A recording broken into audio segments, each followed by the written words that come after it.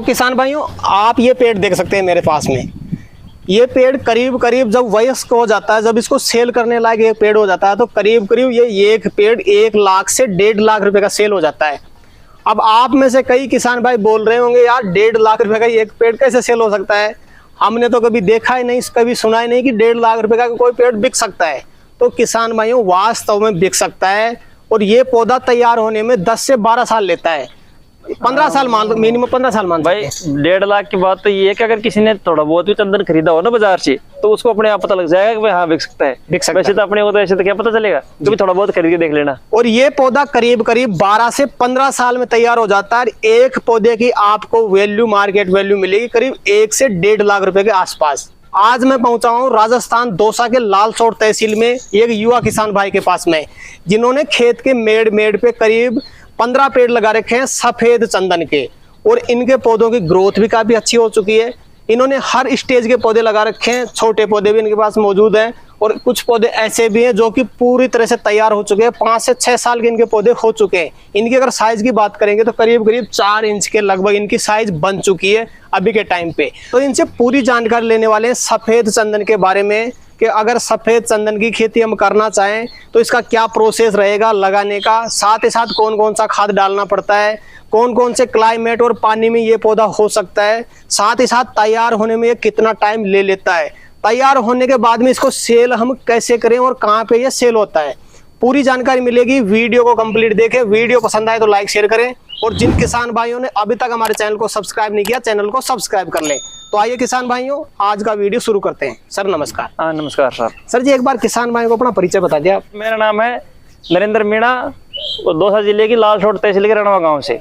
जी। तो आप आज हमारे साथ देख रहे हैं हमारे चंदन का पेड़। जी। तो सर जी, एक चीज मैं सबसे पहले जानना चाहूंगा, आपने यहाँ पे सफेद चंदन के करीब 15 पेड़ लगा रखे हैं और सभी पेड़ आपने खेत के मेड़ पे लगा रखे हैं।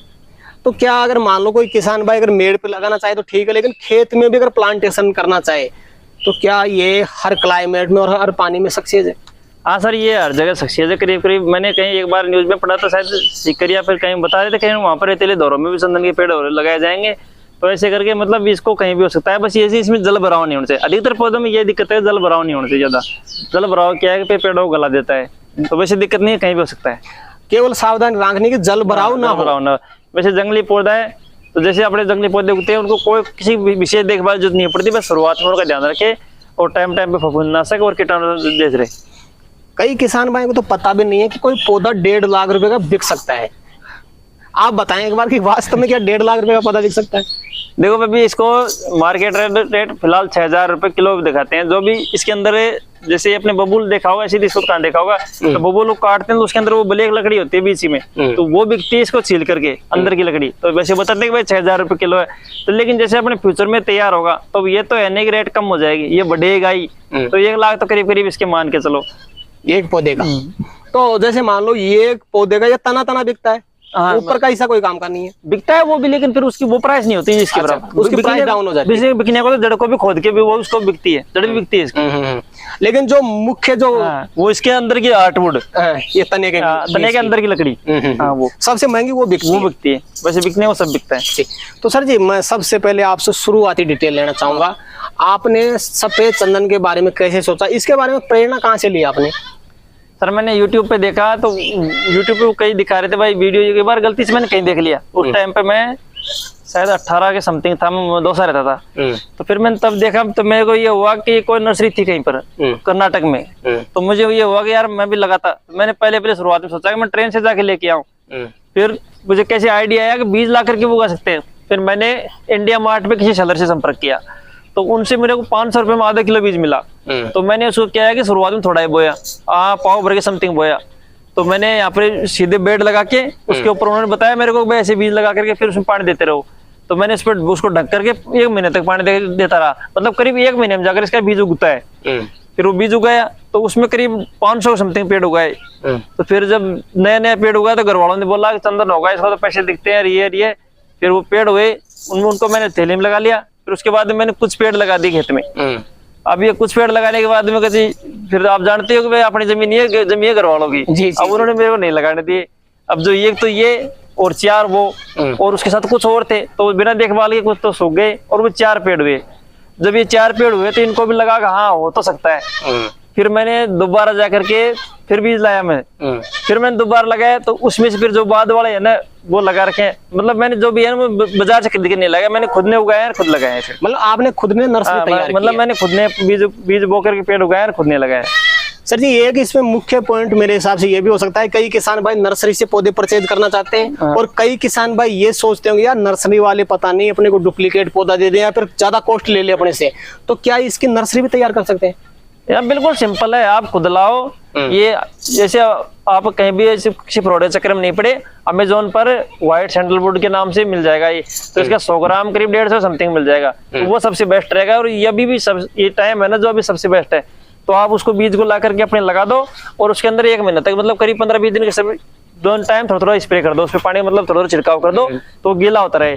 फिर वो महीने पर बाद में उगाएगा वहीं से, तो फिर उसको अपने बरसात रहने दो, उसी के अंदर 3 बड़े हो जाएंगे वो। और फिर जैसे अपने सर्दियों के दिन आएंगे ना, जैसे अपने बुआई टाइम आए तो उस टाइम जैसे मिर्ची के पौधे लगाते हैं ना, वैसे उनको पौध पड़ के अपने खेत में लगा लो, सीधे ही मेड़ के पास में, वो सबसे बेस्ट रहेगा। करीब कितने दिन में पौधा तैयार हो जाता है अपना लगाने लायक? लगाने लायक तो वो तो वैसे तो होने को तो अभी लगाएंगे तो बरसात के दिनों में हो जाएगा। अब से लगाएंगे तो अभी तो अप्रैल लगे मई जून जुलाई, मई में उगाएगा तो जून जुलाई, लेकिन बरसात में तो यार 2-3 महीने में इतना बड़ा नहीं होगा, वो ही सही रहेगा। आप सितंबर में जाकर के सितंबर अक्टूबर या फिर उस गेहूं की फसल के पहले उस टाइम लगा ले, सही रहेगा। करीब 5 महीने लग जाते हैं तैयार होने में। तो उसमें क्या है 1.5 फीट का इतना बड़ा पेड़ होगा तो फिर आप उसको ऐसे ऐसे पाड़ के लगा सकते हैं, उस टाइम थोड़ा तापमान कम हो जाता है। बिल्कुल, जैसे अपनी नर्सरी तैयार हो चुकी है उसके बाद में प्लांटेशन करें किसान भाई तो क्या सावधानी बरते, कौन कौन सा खाद यूज में, कितना डिस्टेंस रखें? तो इसके बारे में ऐसे बोलते हैं कि ये वो क्या बोलते हैं, वो जैसे अमरबेल होती है वो तो पूरी दूसरे पर निर्भर होती है, ये दूसरे पर आधा निर्भर होता है। तो ये अपना पानी और ये वो तो ले सकता है लेकिन ये अपना पोषण खुद नहीं ले पाता, इसके लिए बोलते हैं इसके आसपास कोई दूसरा पेड़ होना चाहिए। जैसे अभी यहाँ पर हमने नीम है, इसे नीम से कनेक्ट है ये, तो इसके पास या तो नीम हो, मतलब इसके शुरुआती स्तर में क्या है कि जैसे पेड़ लगा दिया तो वो और पेड़ वीडियो में दिखाऊंगा मैं आपको, उसमें बेल है एक, वो बेल आती है या तो कई बार तो नर्सरी वाले इसके साथ दे देते हैं, उसको क्या नीली मेहंदी या कुछ ऐसे बोलते हैं। तो वो बेल क्या है कि शुरुआती पोषण तो वो दे देगी और फिर इसके 1 या 2 फीट के दूर पर जो अपने अरहर होती है ना, वो तोर के नाम से बोलते हैं, तो अरहर क्या है कि वो 1.5 साल तक चल जाती है वो पेड़, तो 1.5 साल तो उसको सपोर्ट वो दे देगा। और फिर उसके बाद में आप उसके 5 फीट के अंतराल पर एक नीम का पेड़ लगा दो, नीम या फिर वो क्या बोलते हैं मालाबार नीम और बोलते हैं, बीच के साउथ की तरफ होती है वो, तो उसको लगा देते हैं। तो उससे क्या है कि उस पेड़ को तो आप मतलब काटते रहो, ऊपर से उसको ज्यादा बड़ा नहीं करना, बस पेड़ रखना है, तो उससे क्या है कि इसका पोषण चलता रहे और ये बढ़ता रहे। जैसे आप अगर दूसरा पेड़ सपोर्ट में रखोगे तो ये और जल्दी बड़ा होता है, जल्दी ग्रोथ करता है। जी जी जी। तो करीब करीब जैसे मान लो अपना ये पौधा है करीब कितने दिन का हो चुका है? ये करीब 5 साल का तो हो चुका है। 5 साल का हो चुका है। तो जैसे मान लो अगर किसान भाई खेत की मेड़ पे करे तो वो तो ठीक है, लेकिन कोई किसान भाई अगर पूरे खेत में करना चाहता है, पानी देने का सही तरीका क्या आपके हिसाब से? पानी का तो जैसे ड्रिप भी सही है, देखो अपने तो पानी काफी है, तो वैसे तो मैं तो दोहरे वाले से सिस्टम से दे सकते हैं, ऐसी कोई दिक्कत नहीं, ज्यादा पानी से कोई समस्या नहीं? हाँ नहीं ऐसी कोई दिक्कत नहीं, अपने तो क्या है रेतीली जमीन यहाँ पर, तो जल भरा होता नहीं, आप कितना दो तो ऐसी कोई दिक्कत नहीं। तो पौधे से पौधे का कितना डिस्टेंस रखे किसान भाई? ये 10 फीट का बताते हैं, 10 फीट का खाद 10 फीट का बताते हैं। वैसे तो देख लो आप ये पेड़ इसके हिसाब से तो 10 फीट का ठीक रहेगा, ठीक रहेगा। वैसे थोड़ा बहुत और बड़ा 10-12 कर देते इसमें, क्योंकि अगर बीच में सपोर्ट देंगे तो 5 फीट समथिंग यही हो गया, लेकिन वो सपोर्ट वाले को काट के रखना है, उसको ज्यादा बड़ा नहीं होने देना। अच्छा जी। तो इसमें सर जी कोई मुख्य सावधानी या कोई समस्या या बीमारी अगर सावधानी यही है, इसमें फफूंदीनाशक और कीटाणुनाशक शुरुआत में देते रहे, भाई अपना पेड़ बड़ा होगा उसमें कुछ लगेगा नहीं तो भी बचेगा तो ही होगा। फिर इसमें सर बाद में जाकर कोई कीड़ा लगता है, जैसे अपने वो होते हैं ना, वो कई पेड़ होते हैं उनके वो तने को खा जाता है, वो अंदर घुस जाता है, जैसे कटहल में कई बार घुस जाता है, तो कीड़ा होता है वो क्या के अंदर घुस जाता है, वो लकड़ी को खा जाता है बाद में जब पेड़ बड़ा होता है, तो उसका थ्रू बाकी ध्यान रखे कभी कोई स्प्रे कर दे, बाकी ऐसे कोई दिक्कत नहीं है, कहीं भी लगा के छोड़ दो। अच्छा, आसानी से हो जाता है, वो जंगली पेड़ खूब होता है, कोई कितने दिन में ये तैयार हो जाएगा सेल करने लायक? ये जिस हिसाब से इतना बड़ा हो गया 5 साल में, तो ये तो और जल्दी 15 साल भी नहीं लेगा शायद। अच्छा, 10-12 साल में हो जाएगा तैयार, 10-12 साल, क्योंकि अब तो आप देख रहे हो ये कितना फूल गया, ये तो और जिस साल सीजन निकलता है तो बहुत ज्यादा फूलता है। तो कितनी साइज बन जाए तब इसको सेल कर देना चाहिए आपके हिसाब से? अगर ये कम से कम इतना तो हो ही ना, मतलब देखिए 1 फीट का, जैसे कि बाद में जैसे पक जाता है ना, तो फिर कुछ ऐसा सिस्टम आता है, इसमें अंदर देख करके चेक करते हैं अगर अंदर इसमें कितना तो तेल हुआ, कितने इसकी वो हार्टवुड जो अंदर हुई वो हुई, तो उस हिसाब से फिर देखो अपने जितना बड़ा होगा जितनी लकड़ी पकती जाएगी उतनी इसकी रेट बढ़ती जाएगी और अपने को पैसे भी ज्यादा मिलेंगे। अब वैसे तो आप थोड़ा सा पका आप काट के बेच दो, लेकिन अंदर निकलेगा क्या? अच्छा, वो है इस चीज को। तो मतलब 10 से 12 साल का अगर आपका पौधा हो जाता है तो फिर उसको चेक करते हैं, चेक करवाते हैं। कितना तेल हो गया, जैसे अभी सरसों चेक करते हैं कितना तेल है, ऐसे इसके अंदर तेल वो मतलब वो अंदर आठ पेड़ होते हैं, उसके अंदर तेल निकलता है। वो जो चंदन में खुशबू होती है ना वो इसकी होती है, और दूसरा पेड़ होता है ना वो केवल वो तिलक वगैरह वो लकड़ी होती है और खुशबू के लिए आता है ये पेड़, ये सफेद चंदन खुशबू के लिए ही है। तो इसमें तेल चेक करते हैं और फिर ये देखते हैं आठ पेड़ कितनी बन गई, फिर उस हिसाब से इसको काटते हैं। जी जी जी।